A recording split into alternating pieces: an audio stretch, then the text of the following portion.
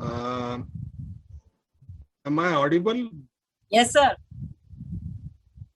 Yes, sir. You are Yeah. audible. So thank you. Thank you, Dr. Gupta, Dr. Ruby, and all the people who are part of this group. Now, today I was asked to speak on vaccine variants and third wave uh, as a tug of war. I must admit to when I start off, I had another talk that I had to give for DMA in the afternoon. So perhaps this time I haven't refined it as much. It may appear lengthy, but I will make all efforts to reduce the time and also ensure that we understand the different complexities that are associated with this particular infection. Now, all of us know that asymmetric warfare, that's a guerrilla-like warfare that began on in Jan 2020. We knew the virus was spreading through respiratory route. Most of the patients used to be asymptomatic, and the virus was killing those who are weak and old. The drivers for this vulnerability of this particular outbreak was population density, mobility and migration, and inter-country travels. If you look at one of our first response was lockdown, and in the lockdown, if you look at how when we applied the lockdown, how did we increase, and then we started lifting the lockdown. If you actually look at total number of cases that were occurring at that particular juncture, you will suddenly find the numbers kept on increasing dramatically. No, by every time when we were lifting the lockdown, and so were the deaths that were occurring. So one of the issues that perhaps one has to think about why this was happening despite lockdown. One must remember, you look across the world literature, you will find that lockdown, once you start lifting up, it is associated with increase in number of cases. Now, national lockdown, unfortunately, could not prevent the establishment of this infection in India. And that was partly because there was high in-country mobility and the infection established itself in almost all the states across in India. And we all of us remember the story at the end of January 2021. We suddenly felt, if you look at the right graph, that we have been successful in fighting against this particular virus. The first wave came down. We had pushed the onset of this outbreak by almost 4 to 5 months, prepared our healthcare infrastructure, trained the manpower, ensured that supplies were available, and we felt relaxed because our numbers were comparatively smaller looking at the population size. But then at that juncture, there was something that was happening. If you actually look at, when you look at February 8th, the number of daily new infections had dropped down from 96,000, 97,000. That was at the peak to almost about 8,700 as a number. If you look at the worst parameters, one of the things that we saw was the number of tests that we were doing while we were at the peak of first wave had dropped down to almost 60% in February 2021. If you look at use of mask when they go outside had dropped down by almost 10% to 61%. You look at the mobility, cell phone mobility picture, you suddenly find that it was only minus 16%. That means majority of the population was actually becoming mobile and were moving out of their households. But did that make us think a little bit more? Perhaps not. Then there was a classical descent of complacency when the numbers started dropping. People started developing a classical syndrome that we are used to seeing. Don't worry, it's not my state. No, so why should I worry?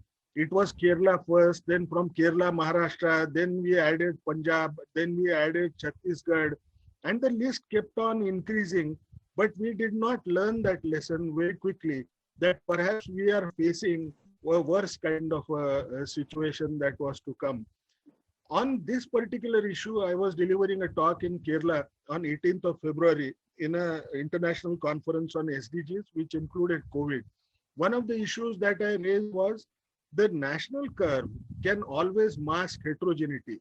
And at that juncture, when all the states were showing a decline, Maharashtra, Kerala, and Karnataka appeared to be little different. when you looked at Kerala at that juncture on 17th of February, you realize that in Kerala, though the numbers were higher, you find that the cases perhaps showed a pattern which was associated with the first wave itself. That was mainly because the Kerala government had comprehensive interventions in place right in the beginning when the lockdown started. The result, they were able to postpone the curve very, very well compared to rest of the states. So my opinion was this is the first wave, extension of the first wave that we are seeing and not the second wave. But when it came to Maharashtra, my own state, I suddenly realized that at that juncture, there was a small pocket in Vidarbha, region of Maharashtra, where the upsurge was being seen and a small amount was also observed increasing at that juncture in overall Maharashtra state per se. But when we talked about it, we thought we would keep a vigil on that particular number. But if you look at this issue, the complacency ultimately prevailed strongly, and the result was the numbers increased dramatically in the second wave. And how rapid was it? You look at the issue on February 8, we had about 8,700 people who were developing this particular infection every day. And when it comes to May 6th, we had achieved a figure of 4,11,000 people who were found to be infected. So something which was dramatic, the rate of rise was far more rapid than one could ever imagine. By then, many vaccines had become available globally. I won't go back to those vaccine related issues as much, but we had Covishield and Covaxin. They were approved for usage on January 3rd, though phase 3 trial were actually initiated in December 2020. So none of us had access to that particular data. That's something which we have to remember. And over 90% of the vaccine dosages that we rolled out so far actually come from Covishield. One of the main reasons is Covaxin has an issue of scalability of production because it requires a large BSL-3 facility, which it currently doesn't have. Now we will try to quickly brush up on certain issues which keep on coming back to you, and perhaps also the patients who tend to ask questions to us, they can add to vaccine hesitancy even in future. So we'll quickly gloss over them at this juncture. One thing which is going to be a major challenge is when you look at different vaccines, you find that the interval between two dosages is becoming different. And that may become a botheration for the patient.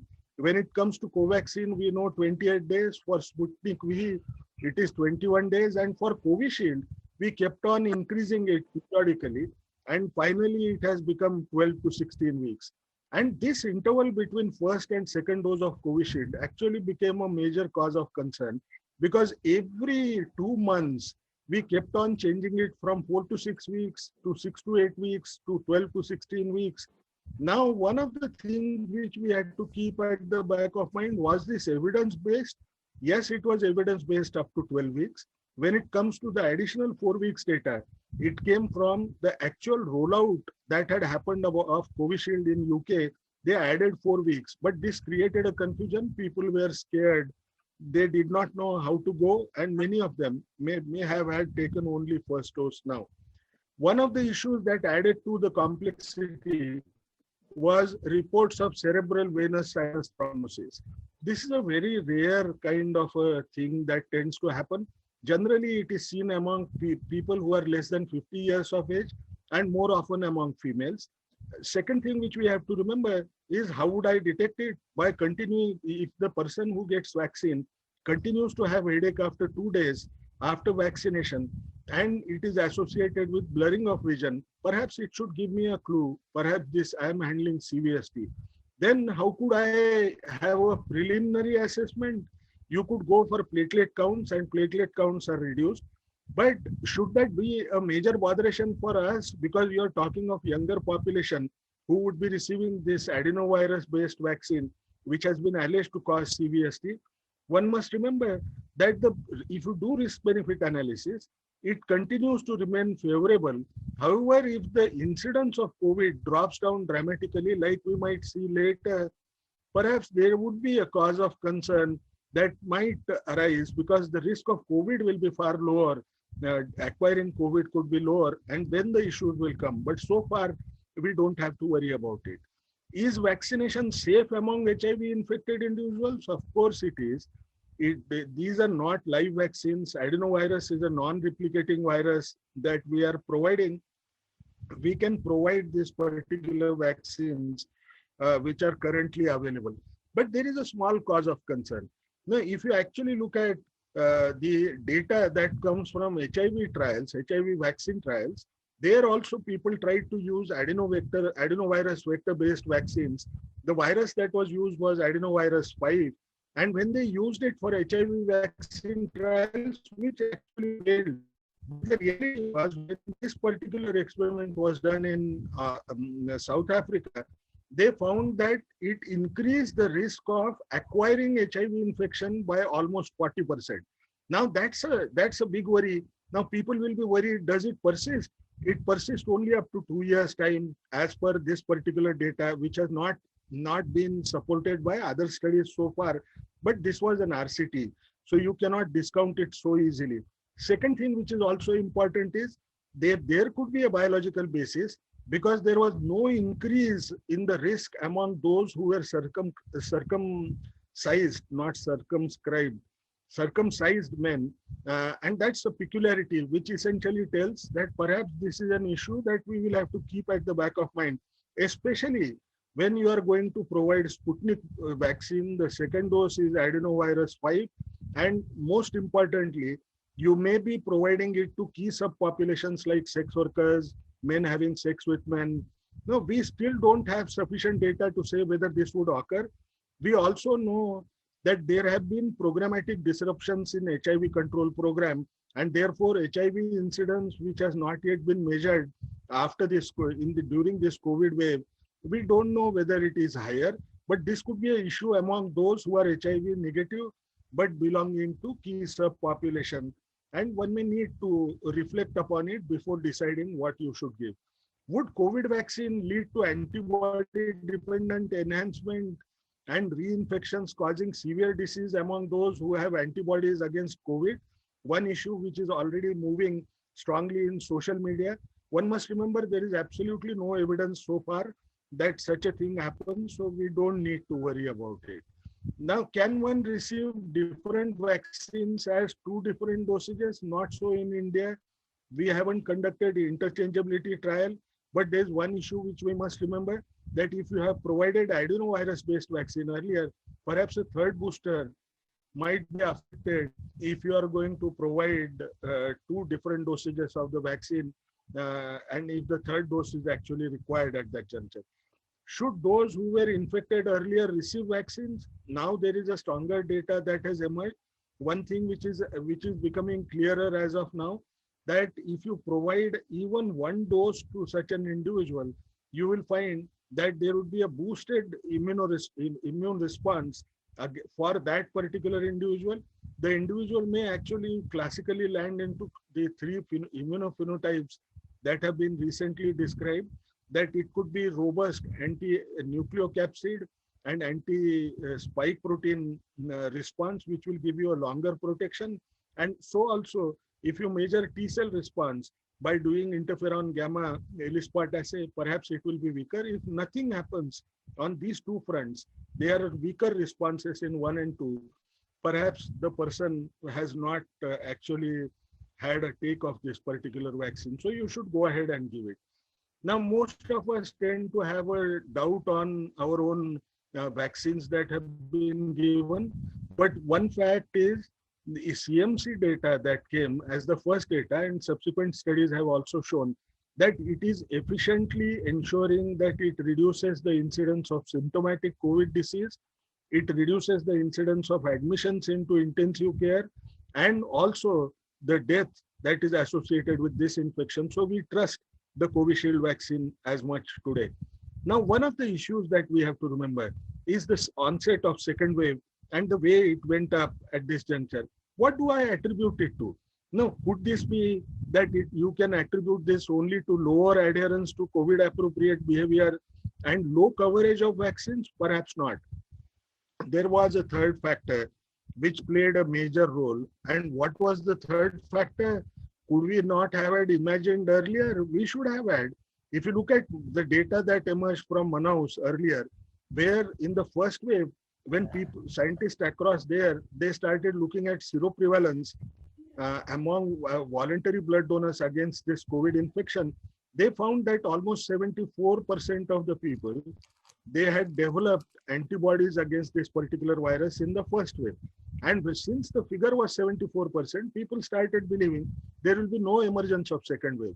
But they were completely taken aback when the second wave came, and the second wave was as sharp, though it should not have had come. And when they tried to probe into the causes, they realized that it was mainly because of development of mutants. And among them, one of the mutants was E484K, which is known to be a very strong escape mutant, which can perhaps evade even the immune response that comes from natural infection, as well as to a larger extent, even from the vaccines per se. And that's something which we forgot, because here afterwards, we reported E484Q as a mutant in our part of the world. Why do these mutants develop? As we looked earlier, mutants, we were not expecting that the mutants will develop, but perhaps it is just the selection pressure that we provided, either through repeated use of convalescent plasma, infections that occur among immunocompromised hosts, where the survival of the virus is longer, so you provide an ability for the virus to mutate at that juncture and produces mutation of significance, which tends to occur one mutation, which could occur for every 15 days at population level. And what also is most important is we provided large pools of infection. The more the number of people are infected, the more is the reproductive cycle that would take place with this particular virus. And with each reproductive cycle, you find that the virus tends to be having error-prone enzymes, and therefore it will keep on accumulating mutations, which will actually increase the fitness of this virus. Now, when you hear about the mutations, what's it that one must always remember? That the mutations that occur in spike protein so far are considered as most important in terms of understanding. Now, how do I know what is an important mutation? Any mutation that you see in spike, in the receptor binding domain, because that's a place from where it will enter through ACE2 receptor and use impress to enter inside the body. Hello? Hello? Excuse me, please mute everyone. Everyone, please mute yourself. So what might eventually happen is, if I want to interpret based on the numbers which sound very difficult to remember, the receptor binding protein domain is represented by 319 to 541 sequence points. Now, what does it essentially mean? Any mutation that you see with a number of 319 to 541, you need to worry about that. You need to read more about that particular issue. And same is true with furin cleavage site, which is around 700 as a number, 7 to 800, 900, up to 900. That we have to keep at the back of mind. Today, if you actually look at it, there are four major variants of concern: alpha, beta, gamma, and delta. And delta variant is the one which was identified and reported by India, and therefore people started talking of it as an India variant. But that itself may not be true. You actually look at it, it was only a reporting. The variants keep on accumulating different mutations in different parts of the world, and they come to India, they come to different parts of the countries as well. Now, if you look at variants of interest, the list keeps on increasing. And what is the difference between the same variant of concern? If you have adequate proof that this particular variant perhaps increases transmission efficiency or affects the virulence, you label a variant of interest into variant of concern. And when you find that even vaccine or the diagnostic tests that you offer are not able to pick up this particular variant, in those cases, it becomes a variant of public significance as such. Now let's learn a little bit about Delta variant. This is one of the first known mutations which affects fusogenicity. Now, one of the worst mutations that it has is what we call as P681R.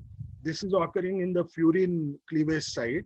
Now, this particular mutation is extremely important for us, mainly because this mutation actually provides that virus certain skills to develop syncytia and then enter from one cell to another cell rather than killing a cell and coming into the bloodstream. And that is going to affect the efficacy of the monoclonal antibodies that we by and large use. And that has been a major worry. But if you actually look at the laboratory-based data that has come from ICMR, Covaxin and Covishield, both of them were found to be working against variants of all the variants of concern, including Delta variant, as a lab report that we have seen. Now, how large has this spread? It has spread across in UK. If you look at the graph, you will certainly find everything is the Delta variant per se is increasing extremely rapidly, even among those who have traveled outside and those who have not traveled outside. Now, which essentially means that it has established its roots in UK. The thing is similar in other parts of the world as of now, only the proportions tend to vary. If you look at that, and then suddenly you came across a news that there is something called as Delta plus variant and people were worried. Now, there are certain things which we must understand when we say that. Now, if you look at Delta variant, the Delta variant, which is called as AY2, now this particular variant has three important mutations: L452R, which is associated with rapid transmission that might be seen in a variant; D614G, which was one of the first mutations that the virus had shown when it came from Wuhan and established in different parts of the world. And this happened almost 6 months after the detection of this particular report of this particular infection. If you look at P681R, that's a mutation which we have discussed earlier, which actually leads to formation of syncytia and then provides the virus an ability to evade the monoclonal antibodies because it can move around. It can even change the disease manifestations potentially. But this is mainly based on the lab-based data. Now, what is Delta plus variant? It is called as Delta AY1 variant. In that, you have an additional spike mutation that is K417N. Now, this particular mutation was observed in South Africa.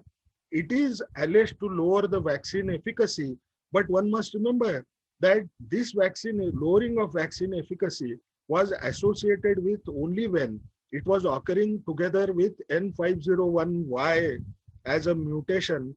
But this N501Y is not seen in our part of the world in Delta plus variants as much. And naturally, since it doesn't occur, its impact is going to be far lesser. There is no need to worry about Delta plus variants, which is amply clarified as the numbers of people have with Delta plus variant leading to infections are comparatively smaller even now. Now, how much do they really affect? If you actually look at the estimated efficacy to prevent disease or infection by different vaccines, now you will certainly find mRNA vaccines continue to work well against different mutations, different variants that have emerged. You compare that, you will certainly find that more or less they tend to be almost not losing as much efficacy when you compare that with AstraZeneca, J&J, Sputnik V, and Novavax at this time point. Now, which essentially means mRNA vaccines are perhaps better. And one reason why perhaps they are better is because of the sensitization that tends to occur in germ cells. And naturally, perhaps that is leading to a better response that tends to occur. Now, when we look at the reduction in efficacy, what does it mean, the herd immunity? All of us remember the herd immunity. Earlier, when in different countries, people tried to calculate the level of herd immunity. they thought that between 58 to 74%, you might perhaps develop herd immunity as such. And when you think in terms of this particular level, one of the issues that we have to keep at the back of mind is emergence of mutants may lower the efficacy of vaccine, and therefore the level of herd immunity might increase significantly.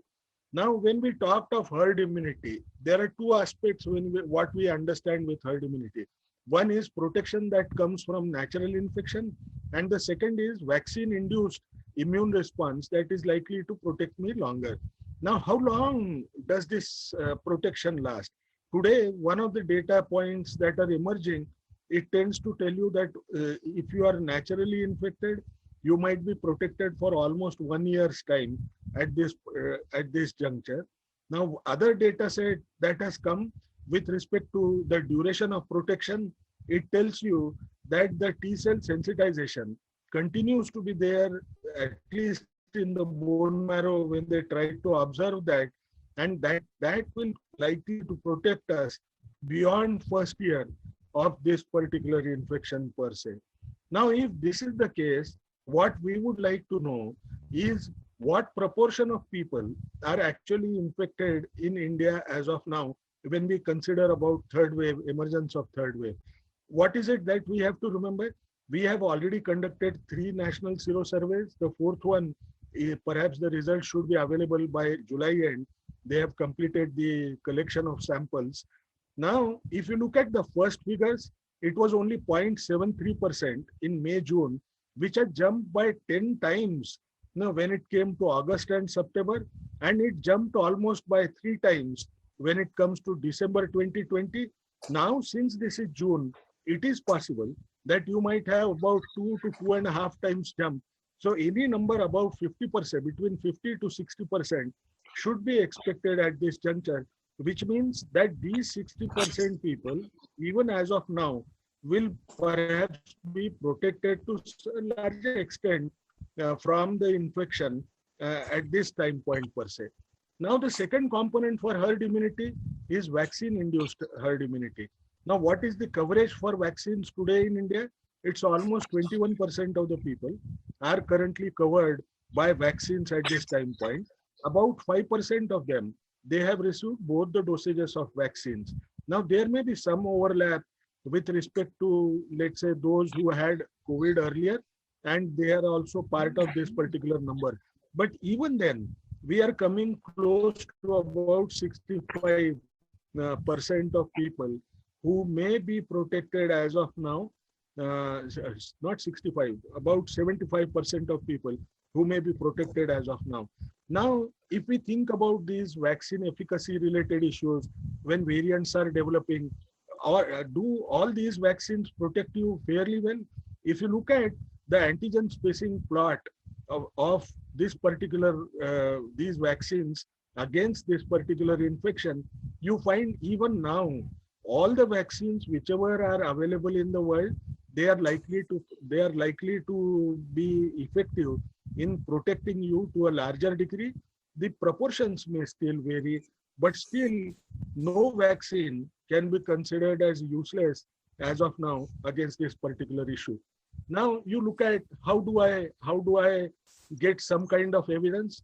You look at breakthrough infections that are occurring after vaccination in India.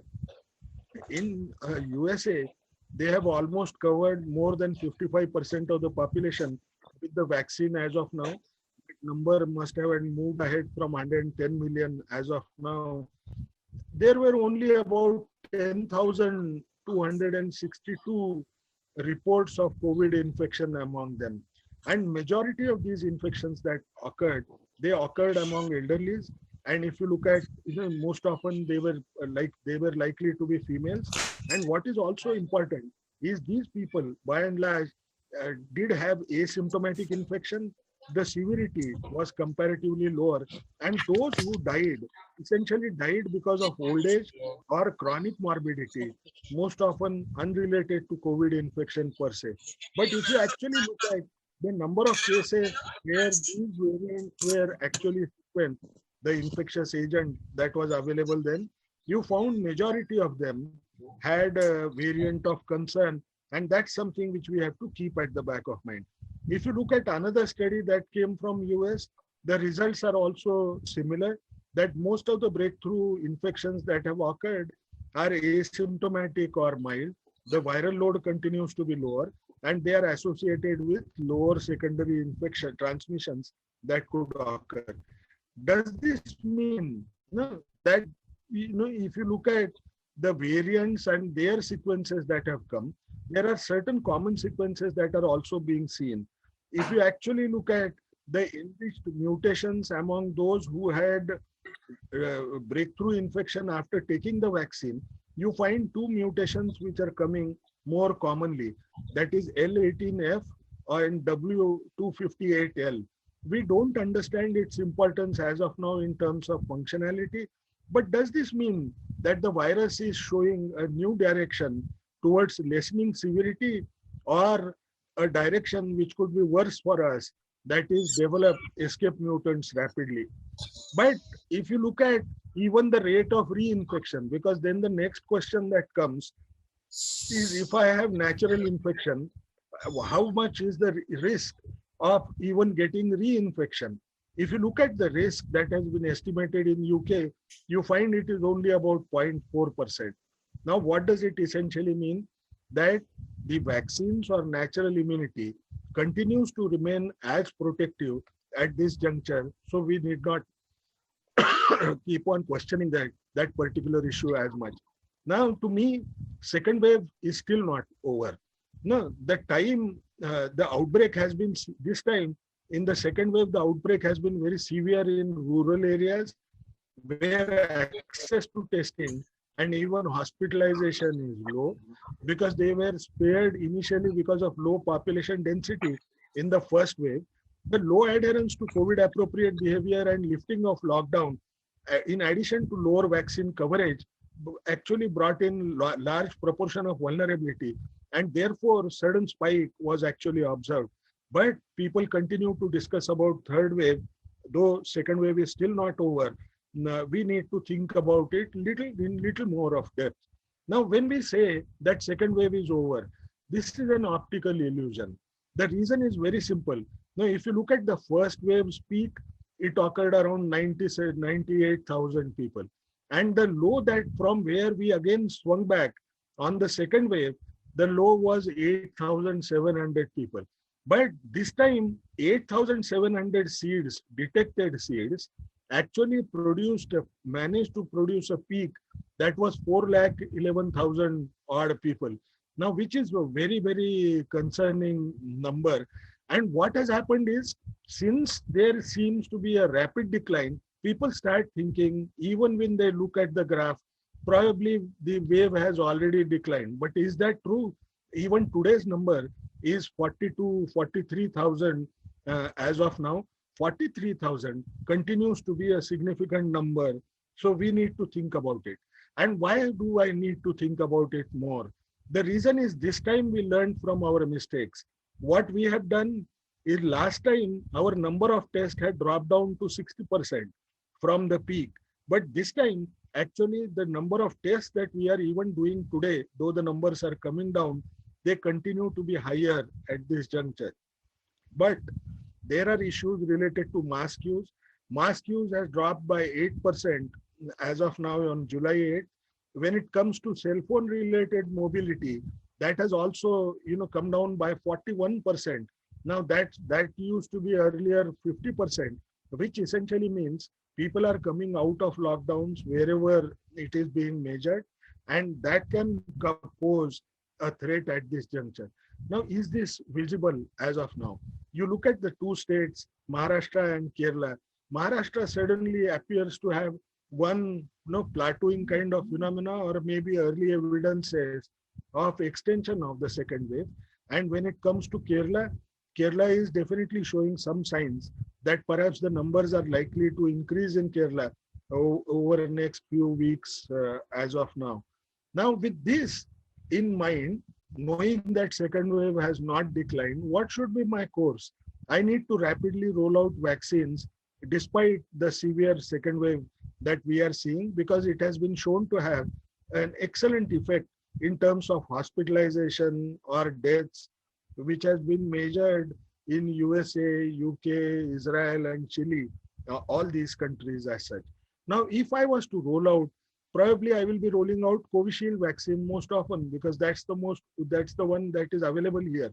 Even if I provide one single dose to people, it is known to reduce the risk of developing severe COVID disease or death by about 69%, which is a very robust number.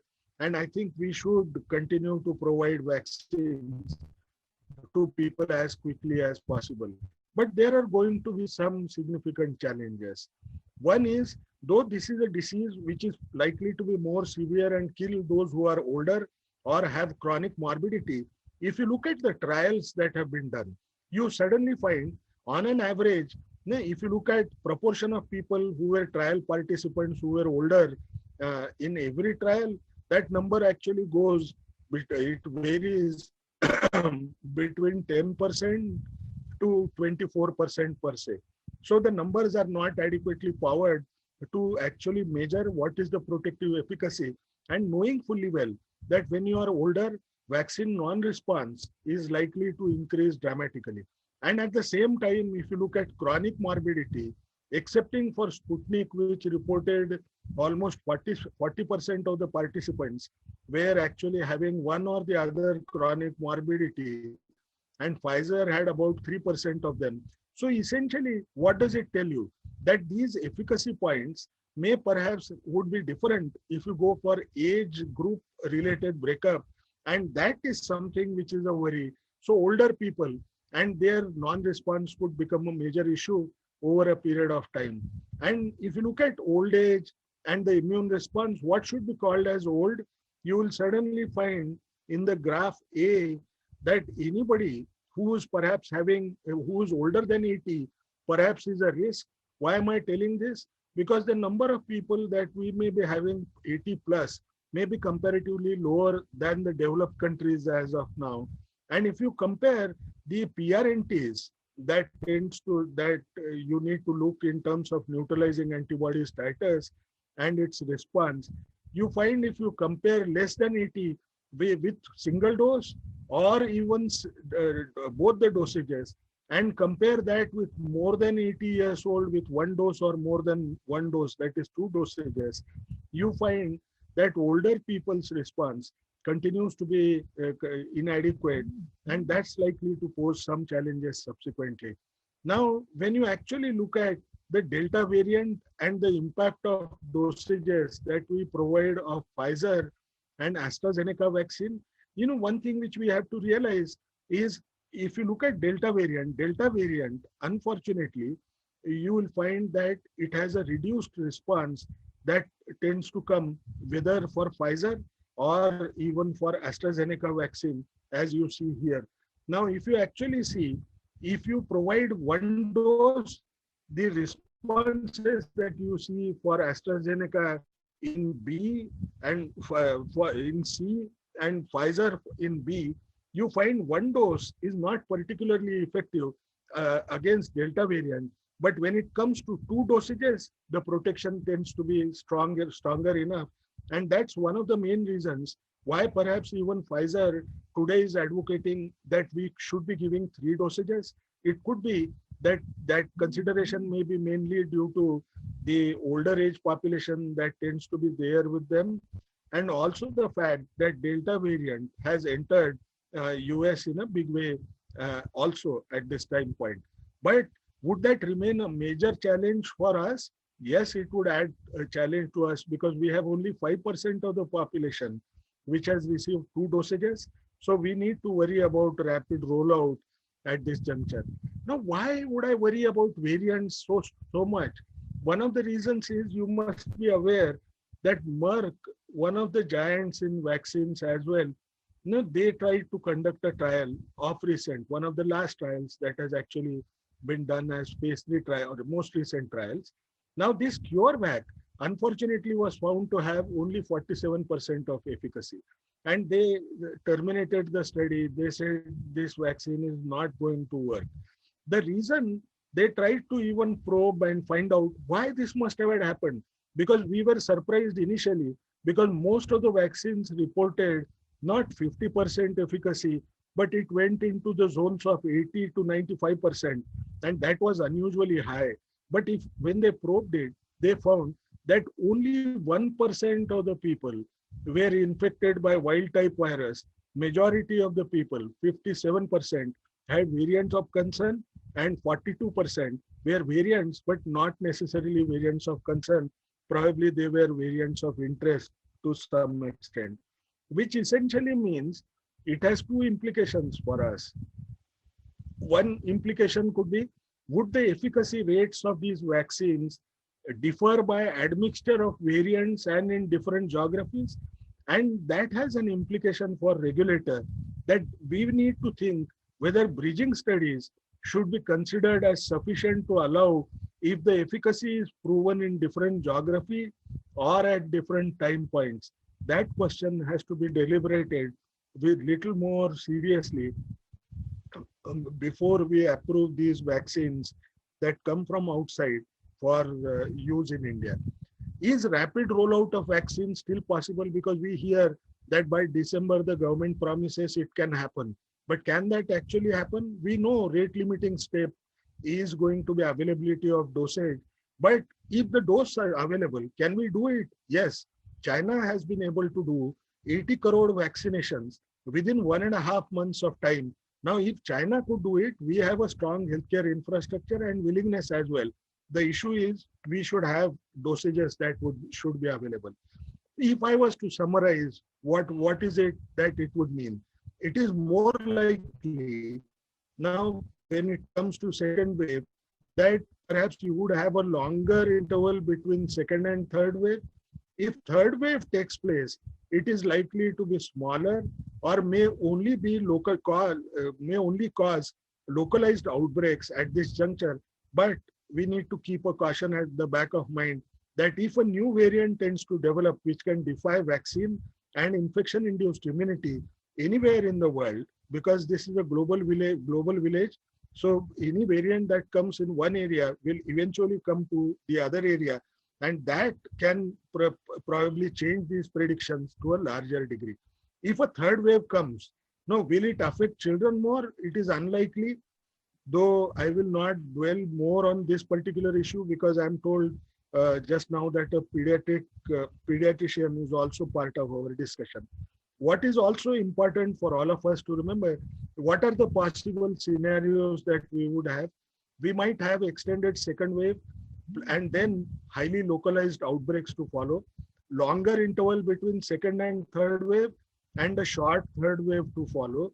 Localized outbreaks leading to endemicity could be another thing that might happen. But if a new variant can come and defy the infection and vaccine-induced immunity, we might have a very dangerous kind of a third wave that might come, given the entire background that we looked at. Now, should we be worried about the vaccine dosages as much? Please remember that 3 vaccine manufacturers so far, these are giants in vaccines, they had to give up vaccine after doing vaccine trial, either in earlier phases or in the last phase. They are Sanofi, GSK, and Merck. What is also important is that process of vaccine manufacturing so simple? Perhaps not. There was a mix-up in manufacturing in Johnson & Johnson vaccine in USA, and those dosages went completely waste. Now, when it comes to Pfizer, they tried to add a huge capacity as a scale-up plan, but it is known last 2 weeks back.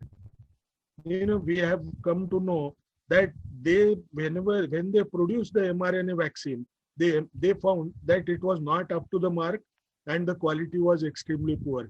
So the goof up can happen anywhere. So we should be prepared for this particular uncertainty. What is also important is inequity in vaccine rollout, because even immune pressure is considered as a selection pressure. If you have a world that is divided into partially immunized and those where complete immunization has been rolled out, there are different kinds of permutation combinations in terms of what could happen. What is this inequity? So far, 337 crore vaccine dosages have been administered globally. The daily increase is 3.3 crore. almost 22% of the global population has been fully immunized at this juncture. But look at the issue. Now, when it comes to wealthier 27 countries, now you find that almost 40% of the vaccinations have occurred there.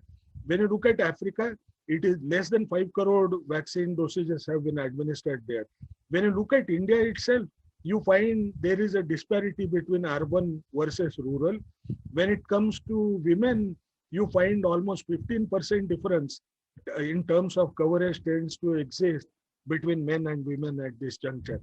What is also important for us to understand at this juncture is these variants would develop and establish themselves in two different ways in two different settings.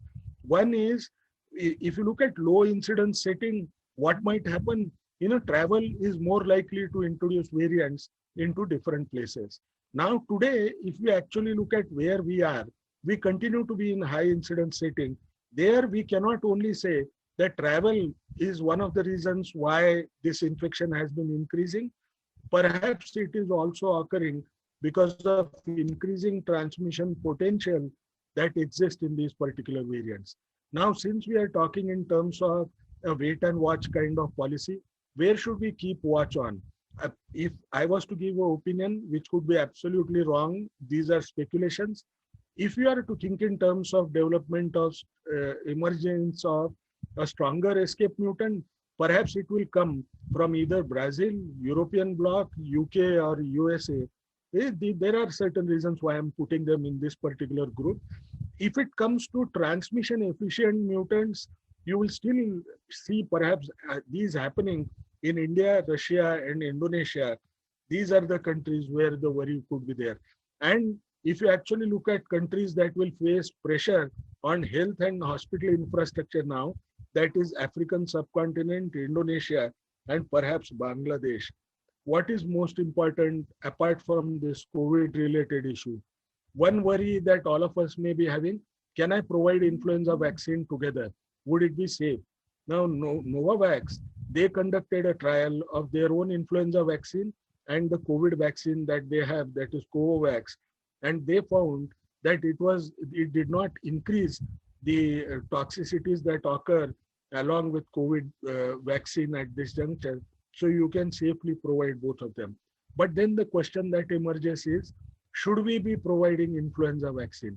Now, wherever the lockdown has been severe, if you look at the data that is emerging from China and US, we continue to have lockdowns fairly well compared to rest of the places in the world.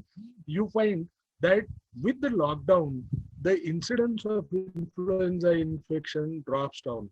So we have to take an individual case by case decision if we are to provide influenza vaccine as an additional cover. In conclusion, the tug of war between variants and vaccines continues. It is possible that the second wave is not yet over in India. The current evidence suggests that there may be a small third wave if no powerful mutant develops globally. The transmission dynamics of COVID-19 favor eventual endemicity, and the emergence of mutation and waves can be prevented by increasing vaccine coverage and enhancing adherence to COVID appropriate behavior. The last line is most important for all of us and people. The future of pandemic is in our hands, and it starts with collective responsible behavior of all of us. Let us adhere to COVID appropriate behavior and ensure higher vaccine coverage. Thank you. I'm sorry if it was long. No, sir, it was, thank you very much. I think it is a very, very enlightened talk. And covered almost everything, which was, I believe the people of EDPA doctors were expecting this. So, and as always, we are just sending you so many of things to add in your presentation, and you are always covering everything, sir. So I think everyone should be agree. It was a very, very enlightened talk. Only thing I just have before I will just ask the chairperson for the comments. So few questions which every day even I am encountering, and everyone must be encountering about the booster dose, especially in the healthcare worker, as they have taken the vaccine in a very early phase in January, February. So, is there any need of the booster Dr. dose? Ruby, I'll intervene right now. Dr. Ganga Kedkar must have got tired. Let him relax a bit, and in the meantime, Okay. Let me then he has ask given a very Dr. long and very enlightening lecture, and was really absolutely an original thought. And what Dr. Harish Moorjani has written in the comments is that these are the priceless insights which help in fine-tuning the strategies for all aspects of COVID management. That's really wonderful, sir. We have not gone through this such a wonderful enlightening talk in times that we have gone through. To me, it appeared that I know very little. I know, in fact, I know little about COVID. You have absolutely like shown a new horizon to the entire vaccine scenario. And also, you have very, very diplomatically told us that the interval is going to be longer and is going to be shorter. But you have not specified the. We are going to come to that. You first relax. I invite Dr. Harish Moorjani to give his comments. You, sir, you kindly relax for some time. You must be tired. Yeah. Thank you, Satish, and congratulations, Dr. Gangadhar Kedar. This was just brilliant, absolutely brilliant. You know, when I listened to some of the leaders of the Indian medical community, the director of AIIMS and the head of Niti Aayog talk from personal opinion and lack of wisdom, it really makes me very depressed. And when I hear people like you talk with wisdom and intelligence, I find renewed hope. This is what we should be talking about, not this nonsense third wave, opinions and projections and foolish nonsense that we hear from the head of the All India Institute. It's very sad that someone like him is purporting that the third wave is going to occur when we don't even know when and how and where. And he doesn't even take into account the various trials that are going on, the strategies that are going on for directly acting antivirals, which we are hoping will be available soon and should help to mitigate some of those effects. So anyway, my congratulations. I think this was absolutely brilliant, and it helps me immensely. Thank you for doing this. So it helps me immensely in fine-tuning my strategies, not only for individual patient management, but also from a global population perspective and public health perspective. So thank you. Thank you, sir. Dr. Ruby, now you may, sir, can we start with questions? Yeah.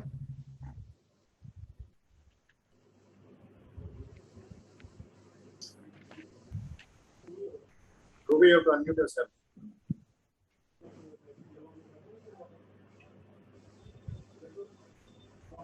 Ruby, you are not audible. Okay, I'm sorry. I'm just, I wanted to invite Dr. Alok Gupta. He's a pediatrician and he's, I think, first time coming to the EDPA forum. Hello, Dr. Gupta. So, Dr. your comments about... Thanks, Dr. P.N. Chaudhary, dear friend. Thanks inviting me for the EDPA. I am overwhelmed.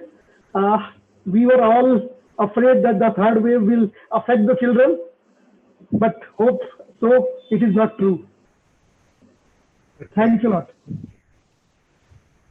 Okay, so I think Dr. Gupta is also convinced that third wave is not just affecting the children, but we have to take the precautions to prevent everyone. Dr. Ganga, so Dr. Ganga has already pointed out that Dr. Ganga has already pointed out that we are the second wave is still not over. Yes, exactly. Dr. Anupam, are you there?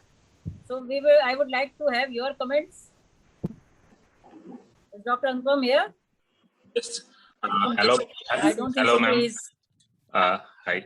I was enlightened by the broad perspective Dr. Ganga Kedkar gave us, and it was so illuminating to hear the such an enlightened talk, which cleared up the morass of confusion that is emanating from various chaotic comments and projections about the COVID. Thank you, sir. Thank you. Okay, Dr. Pankaj, I will whether I will take the first few questions and then the Dr. Pankaj will comment, or what? Yeah, you take up the question, that in between we can interact. You can take up the questions. So Dr. Ganga is, I mean, it is a question of the many, even from the, I think most of the healthcare workers, which they want to know whether they need a booster dose, basically because they are concerned we have taken the vaccine in starting in the January and the February, they've completed the 2 doses at the interval of the 28 days. So what is, whether this vaccine will be effective if the 3rd wave or the 4th wave or anything comes in future, or they need to take the booster? Any planning of the Indian government or from the abroad? What are the take of? I don't know what government of India is planning, because that's a very closed group of those who are currently working with the government. I am a retired person. Now, one thing which I must say is, I tried to answer partly that question. Maybe, if we try to remind ourselves. Now, one thing is, we know the duration of protection is not as small as we were thinking before. The evidences actually that are coming are going beyond 1 year as of now with respect to T-cell sensitization that tends to occur. Now, if that is the case, if we think that we have received the vaccine in the month of January, February, that was the earliest we could have received in India. Now, there is no reason for us to think in terms of a 3rd dose. But 3rd dose may become important for those who are older healthcare professionals. No, that's one thing which we have to remember. Would I recommend use of 3rd dose as easily even to healthcare professionals? I would perhaps think it is time we need to wait for some time, because so far there is no variant of public health significance. So I would not be happy to take a 3rd dose. The reason would be, if actually such a variant comes up, then I will have to take a different vaccine per se. And as healthcare professionals, again, you would be a priority group in terms of receiving it. So I would not unnecessarily take a 3rd dose at this juncture. The third thing which I would say, though people are talking about 3rd dose, it's only the scare. Now, as long as you adhere to COVID appropriate behavior, which are to be followed even in healthcare setting, we have to remember that they can protect you from infection by 85%. So we should not jump to a conclusion that a 3rd dose may be required as of now. If it is required, healthcare workers would be the first group to be offered and told about it. So please don't worry about it as of now. Hello, excuse me. Okay. Hello, Thank am you. I audible? Thank you. Take up the questions in the later on. We let the Just moderator. one question. Just Sir, Dr. Arvind Gupta, may I request you to kindly wait for your turn? You may raise your hand. You will be given a chance. Okay. Yeah. Yeah, sir. Another thing very important, which is even the people are jumping up about these antibody testing. So, what do you think about this? As even after the COVID, people are jumping up to the antibody testing, and even after the vaccine. So, what is the role of these antibodies, which we are getting from the labs, and accordingly, what is the role of the vaccination? The antibody tests that by and large are normally offered, they are only to detect whether somebody was exposed to infection. They do not tell you by levels, levels of protection, correlates of protection. Now, what does this essentially mean? If I say that a person has, I'm giving a crude example, 500 this is not correct in numbers also, 500 international units of XYZ antibody. We don't know whether it would be considered as protective. That's number one. Number two, despite that, what I would say is, if somebody is doing anti-RBD antibody and nucleocapsid antibody, and none of them are coming out as positive, I would be worried about the person, if the person is older or has a chronic morbidity which was uncontrolled diabetes or things like that. then I would be worried to some extent. Maybe I might advise that they may take a vaccine dose of a different platform from which they have perhaps received in the earlier dosages per se, because immunogenicity increases if you go for if you go for a different vaccine as the third dose. But should that be commonly done? I would not encourage that unless there is a risk associated with it, because one thing which you have to remember, you are measuring antibody levels.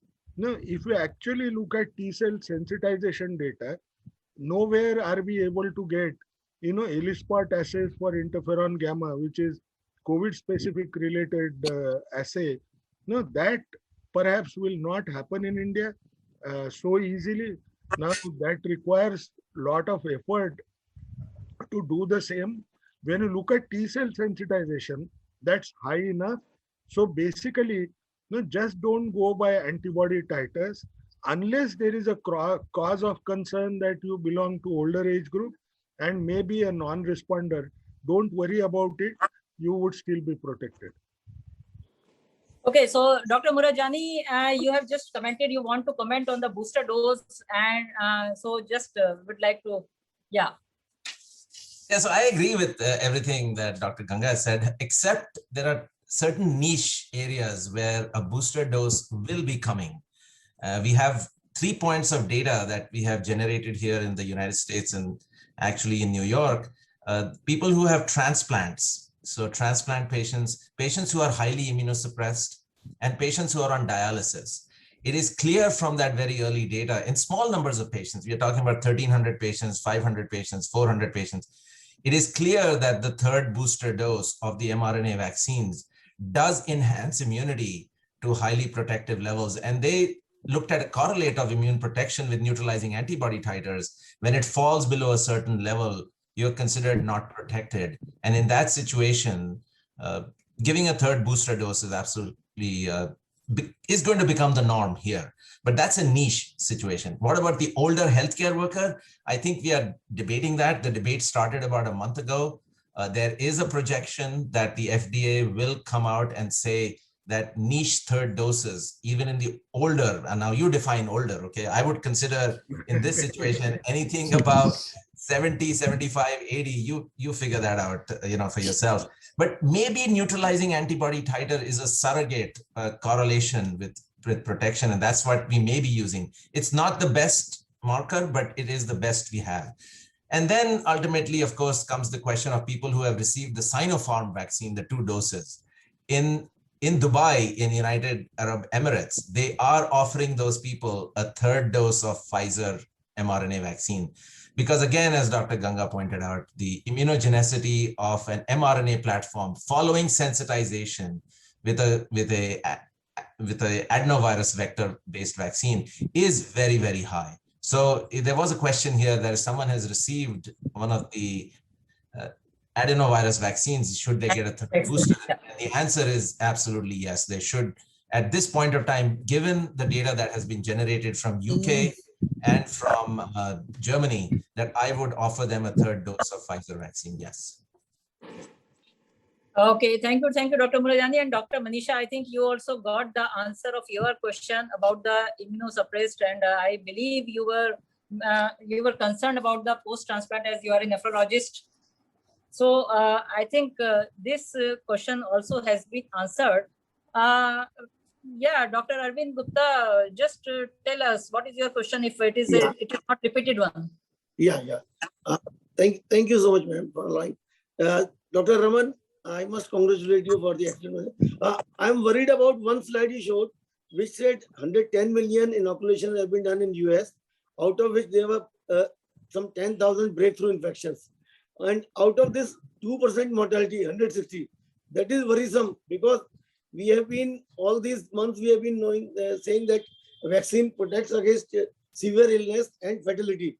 But 2% fatality is as close as to people not immunized. Even in general public, we are getting a fatality of 1.7 or so. So this is really disturbing. I mean, how is it protecting against mortality? Sir, there are 2 data sets that are emerging that way. One is also from Israel. Now, in Israel, they are finding that there is no difference when it comes to mortality rates among the older population and those which are vaccinated. Now, one of the things which we have to realize is, let's assume your vaccine coverage is increasing, and then people tend to get hospitalized. No, every hospitalization would be considered perhaps as a reflection of non-response, or that the vaccine's response has waned off over a period of time.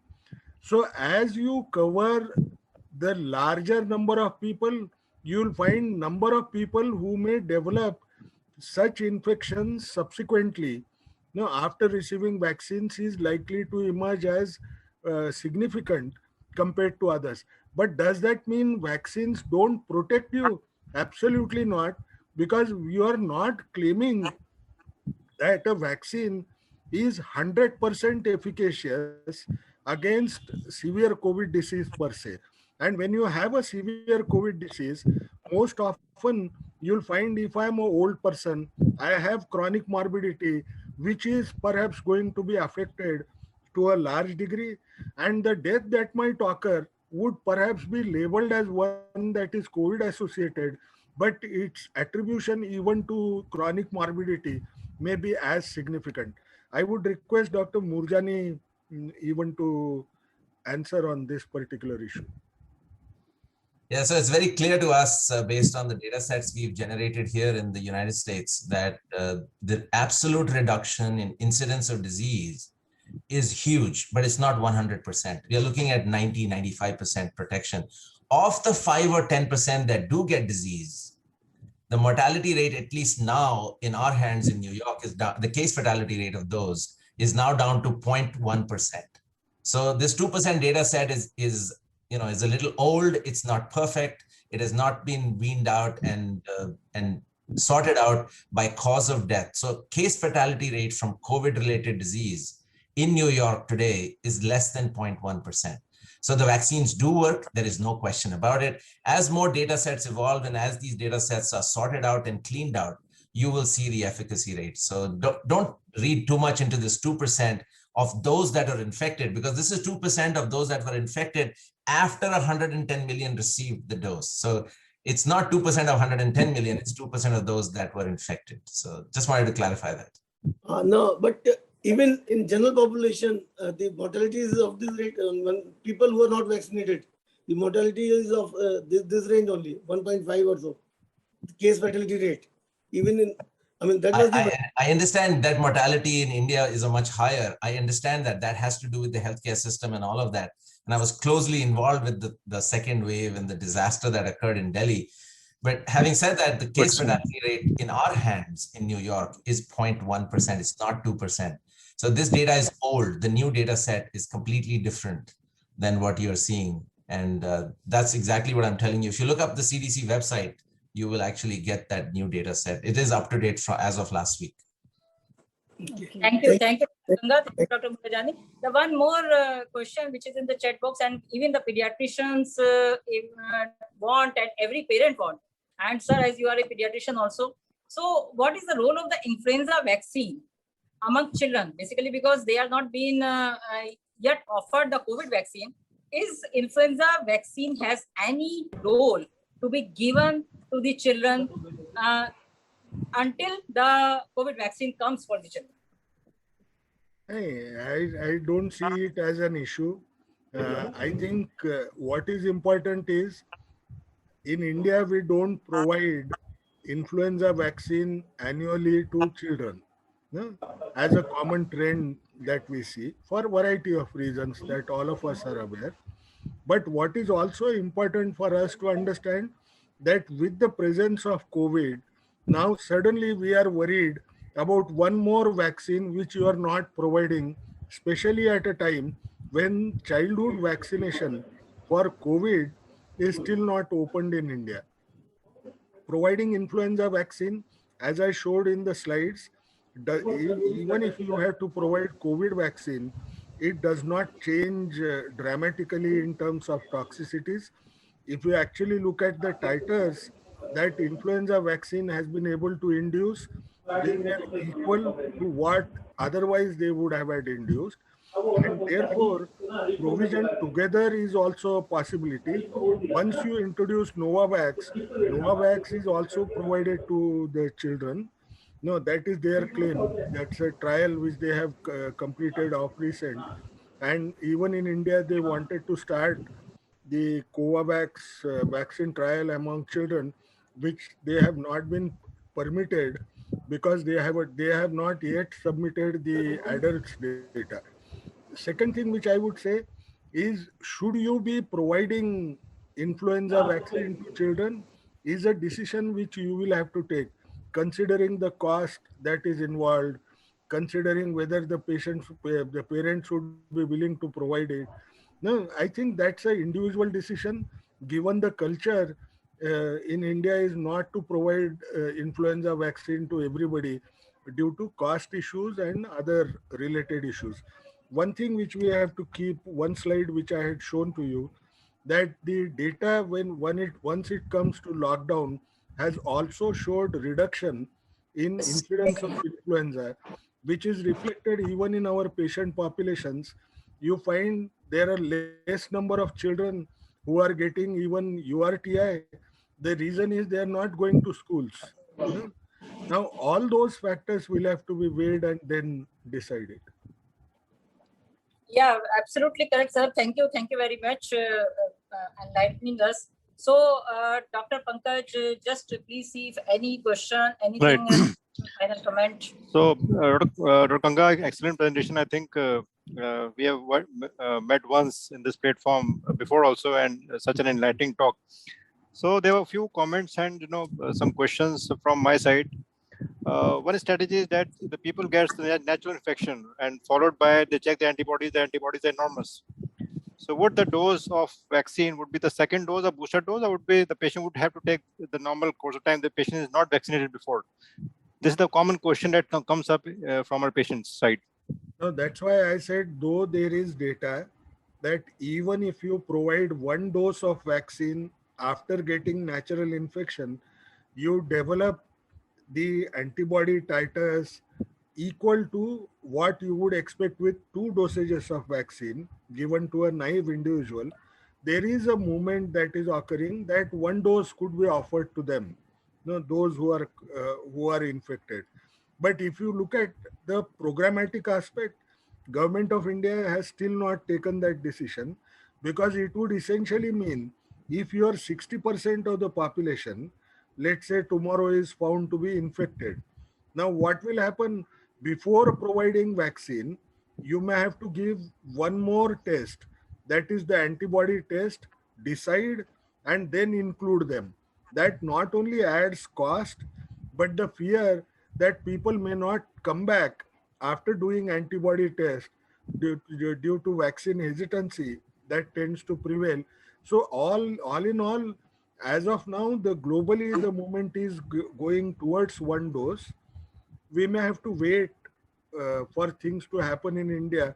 It would still be considered as two dosages, but one dose based on the evidence is sufficient. Right. So second, the issue regarding the duration of vaccine, it is when the patient, go with the app to register, the date of vaccination. Is it for Covishield or Covaxin? The person has to say whether Covaxin or Covishield, but they get a time of 3 months, 84 days. So, but I don't know that Covaxin would have its efficacy after 84 days as per Covishield, because there is no data with Covaxin that increase in duration would help the patients. I agree with you completely.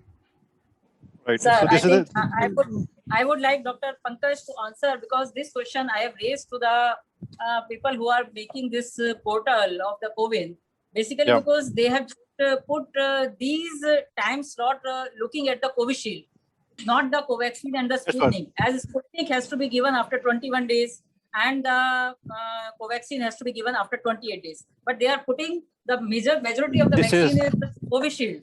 This is a technical issue. I think it has not been answered with this. That's why I raised that question, because it has not been answered in this app. Covishield 84 days, Covaxin 28 days, and Sputnik is 21 days. That's for sure, because the data backs this thing. But I think we need to. I think Dr. Ganga Khedkar would advise the app to go and because it is a huge issue actually. Yeah, it's a huge issue. I am facing every day this question basically because we have started roll out the Sputnik at our hospital. So, and one of the patient, one of the patient in my patient in Dubai, and I think they have rolled out the booster dose of Pfizer, because the Pfizer is available there, and after 2 doses of Sinopharm, I think Sinopharm was available there initially, but now the Pfizer has also come. Then they asked the citizens to get the third booster dose of Pfizer. So what is the comment on that regarding this third? Because if Dubai can, say that, okay, why for our people, healthcare workers to take, because Pfizer would be coming soon as well as Moderna. So do we suggest something for our healthcare workers? Before you answer, I would add another question to it, because the Sinopharm was used in more than 50% patients in UAE, and we are seeing that the number of cases in UAE are not going down.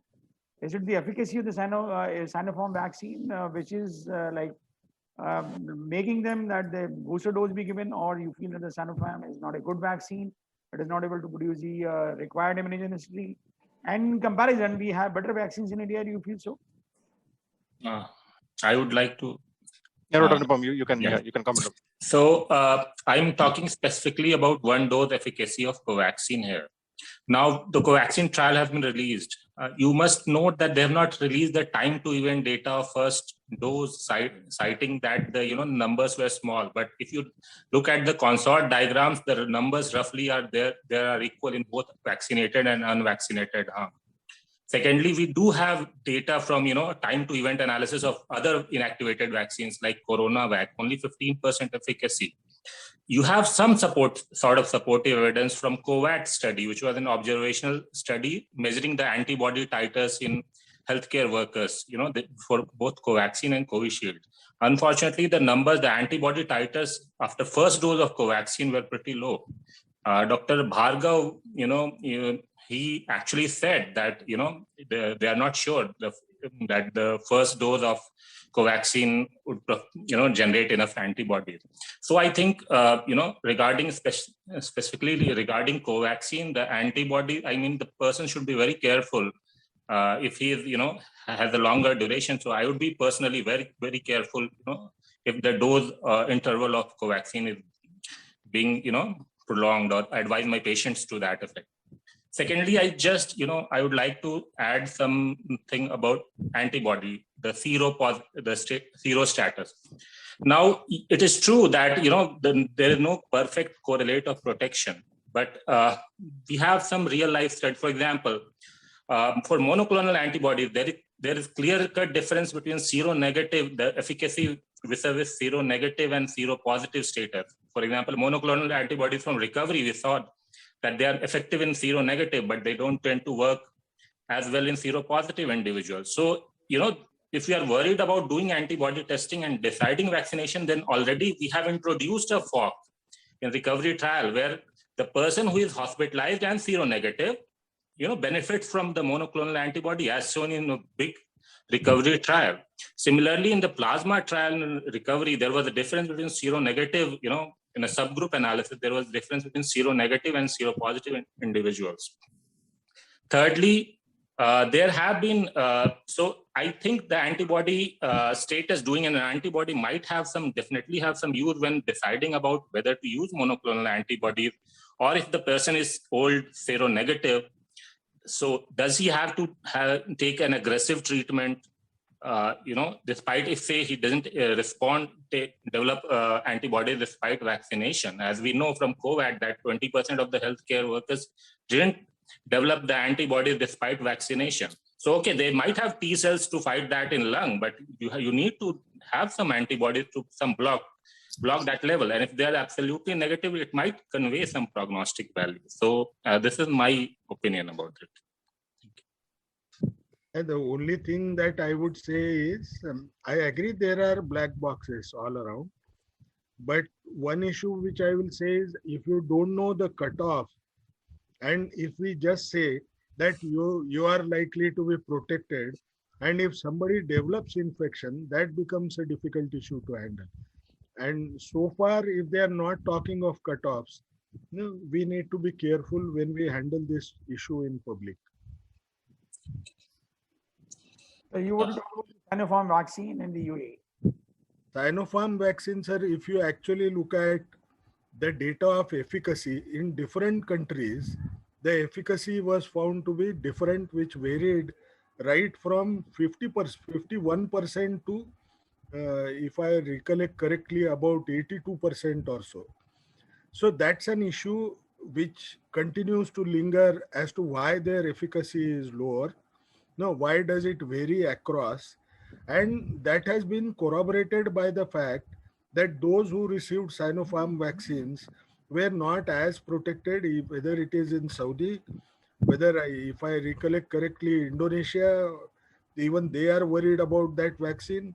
So perhaps there is reason to believe that that vaccine may not be as efficacious as it has claimed. No, like, Merck was transparent enough to say that my vaccine cannot be considered for approval based on the data that came around. We know that most majority of the times when you read data that comes from Chinese studies, you tend to worry about transparency, but we cannot summarily reject it. I think their experiences suggest that they may have to go ahead and provide third vaccine dose, which, after looking at their own data set, they have taken the decision to provide the same. Fortunately or unfortunately, whichever way you look, we don't have that vaccine here. That's good. I think it was a great session. Dr. Pankaj, there are some questions. Sir, sir, just one comment, right, regarding Dr. Moorjani's, issue regarding the head of institute is talking something, about the third wave, and it is going to tug of war. Yes, basically it's right, because when the second lockdown was over and people are thronged into the hill stations, and no room was vacant actually. And there was a lot of videos are going rounds on Kempty Fall and all that. So probably in that context, if one head would say something like that we should be very fearful regarding third wave, because as Dr. Ganga Khedkar has rightly said, that third wave is actually in our hands, in the hands of the people. The people won't actually follow this COVID appropriate behavior, then we would see possibly a rise in cases of second wave, because as he rightly said, the second wave is still not over. So we would see the geographical, surge of cases, in particular like Maharashtra or Kerala, that we are looking into it, that there are a surge of cases. So possibly we won't see third wave unless until we have the very strong mutant virus that would escape the immunity of the vaccine or natural infection. So it is just a comment that people would be a little fearful, would be feared regarding what we are doing right now, just to follow this COVID appropriate behavior. That would have that sense, not in that sense that third wave, because nobody would predict when third wave would be coming, or if it comes at all. So Dr. I fully agree with you, Dr. Pankaj. It is more of a political or a diplomatic statement rather than a scientific one. And it is probably out of this sheer abundance of caution that the people were warned that they should be careful and continue to follow the COVID appropriate behavior. Dr. Moorjani is also like a very scientific person, and we welcome his comments also. But I think when you are in a chair, you have to take a different view altogether. And we basically, everybody's aim is to protect the people. Dr. Podar wants to ask a question. Dr. Podar. That Pfizer or Moderna vaccine, which is now supposed to come in India maybe within 2 weeks or months, it is allowed to store these vaccines at 2 to 8 degrees for a certain period of time. Is it okay? Yeah, it requires still lower temperatures, and it has to be administered quickly. 2 to 8 degrees stability continues to be as challenging, but in urban areas, perhaps we might find that there would be tertiary care hospitals which will be able to ensure that the temperatures can be offered and the vaccine can be provided. Many even private hospitals may be making preparations for the same. And you said that third dose, according to you, is not required.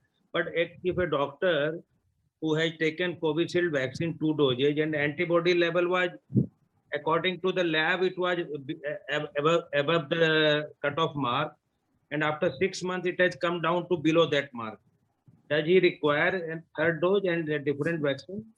No, I would not recommend to him taking a third dose, because antibodies are known to wane off when there is no challenge that the body has faced of that organism again.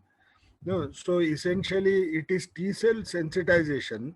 If antibodies have developed, it is more likely that T cells are already sensitized.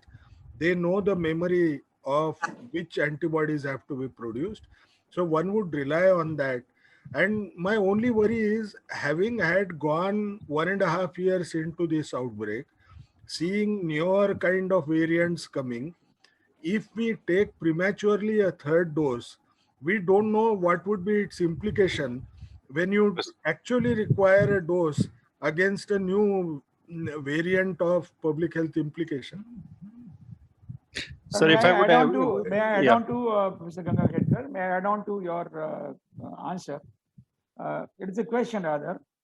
None of the vaccine companies all across the world, they have tweaked their vaccines to the newer variants. We all continue to have the same original vaccine which was developed. What is the reason that they are not tweaking their vaccines to the latest variants? Does it require the fresh trials? Or as Professor Krishna Ale from Bharat Biotech said, that once the new variants come, I'll tweak my vaccine within 15 days. What is preventing them making a vaccine with a Delta variant? So there are two things. Once can you produce it faster? Yes, you can. You can produce it not 60 days the way Dr. Illa might have said. I haven't heard his comment like that. But actually, if you look at mRNA vaccines, they are likely to require a period which could be as long as about 3 months' time. If it comes to Covaxin, no, I think it will actually require longer time, because you will have to culture the virus and then try to take it for inactivation per se. So it is likely to take longer time. That's number two. But why should they not come up with a new dose of vaccine? The reason is, as much as these vaccines are likely to protect you against the variants that are currently available, perhaps they don't want to take up another challenge, regulatory challenge, to prove their vaccine is efficacious and try to invest into producing a new vaccine when it is not required. It is not like manufacturing of a TV or a laptop or a mobile phone, which may have a small addition in feature, and you could still find people will buy for it, because essentially both are serving the same purpose. I think that we need to just trust them that they can develop these vaccines quickly. And currently, at least there is no data anywhere that you may need a replacement of the virus as of now, excepting for the concern that has arisen because of CureVac vaccine trial data. We may see its implications pretty soon. Thank you, Ganga sir. Thank you, Doctor. I think Dr. Gupta, any other concern? There is a question about the pregnant women, basically because I think Indian government has already put the guidelines of giving the vaccine to the pregnant women and the lactating women, and I believe it's a safe. Dr. Ganga, your comment? There was actually a question in the. No, I might have some issues. No, please don't take the recommendation as it appears. No? There is one word that is added. You need to discuss the pros and cons of taking the vaccine. Yeah. Because essentially one must also remember that if you provide vaccine to them, the likelihood that there could be a preterm labor is also fairly high. So you need to discuss those issues. It all depends on the gestational age of the mother. you don't want her to deliver too early and the child is small for gestational age and premature and fights for its life. I think we need to leave that to gynecologists to discuss that with the patients. But my worry would be we cannot, like a general practitioner who might say, oh, the woman is pregnant, shall I give that vaccine to her now that the government has allowed it? Perhaps that fine print is not observed. So I would be little cautious in interpreting whether everybody should do it. Absolutely correct, sir. Basically, because as per the, like, once anything comes from the government, people are just running. So pregnant women का शुरू हो गया है, because I am facing every day this thing कि first trimester है, पहला month है, so vaccine लगवाना, and same I'm just, at least I am offering कि let your gynecologist say it and write whether you are eligible for the vaccine or not. So that's a, I think, complete thing. Dr. Pankaj, Dr. Gupta, or any of the chairperson. Dr. Arora, are you here? Dr. Vijay Arora, sir? I think sir is busy. Right. So I think it's a very great. Dr. Pankaj, I would like to ask a very straight question from Professor Ganga Kedkar. Sir, you used two very diplomatic words, as I said in the beginning. The interval is going to be longer and the duration of third wave is going to be shorter. We have our EDPA conference in December. Can we have it in the hotel? No, I can say only one thing. No, you can't have certainty of what you say. But if I was to say whether December would be a time when physical meetings would be possible, I would say it all depends on vaccine rollout. If my coverage is good, perhaps it should happen, because I don't see that a new variant would emerge pretty soon and challenge the vaccines as of now. I pretty well remember, sir, when we were just going about this ESICON and everything was fixed and you say, just hold on. And it happened and we have hold on because it was a bad wave in the March. In the Maharashtra was like already having this wave. So, Dr. Gupta, I think having a faith in our Prime Minister, having and believing Professor Ganga Kedkar, we can have a meeting in hotel December 13, I believe. we should cross the finger. We should cross the finger and to have. Yeah, and my predictions are also at the mercy of the virus. No, sir, I must say your predictions are always correct. I mean, I think we can wait for thing, because as Dr. Ganga rightly said, because the things are quite unpredictable, right? And what would happen? What would happen to the mutation? All we got new. Yes. This Delta Plus was labeled as VOC, variant of concern. But I don't think there is surge of Delta Plus cases in our country, because it has been isolated in April 2020, and it is now July 10th, and we have not seen much of the cases of Delta Plus as it was predicted that it was quite transmissible, quite infectious, So I think that things are getting better, and I think we should not talk about third wave. We should not talk about the second wave, so that early the second wave could go down. Definitely, we'll get a better future for this virus to come. So I think with these comments, I think it's already 20 minutes past 10. Dr. Ganga would be a little, exhausted probably with a very excellent lecture. And I my compliments from Vegetarian Physician Association to Dr. Ganga Kedkar. And we'll be needing you in future also, sir, with your predictions and comments. Sir, आप जब बोले हम तो आए ही हैं, ना नहीं बोले हैं. Thank you, sir. Thank you, sir. And I think, Dr. Ashok, I think we can conclude the meeting now. Okay, thank you, sir. It is once again, sir, to Dr. Raman, sir. It is always good to listen to you and such a lucid talk. I think everybody must have enlightened by your talk, sir. Definitely, and your overviews regarding vaccination and various other queries you have solved very effectively, sir. I thank you, sir. Also, I thank Dr.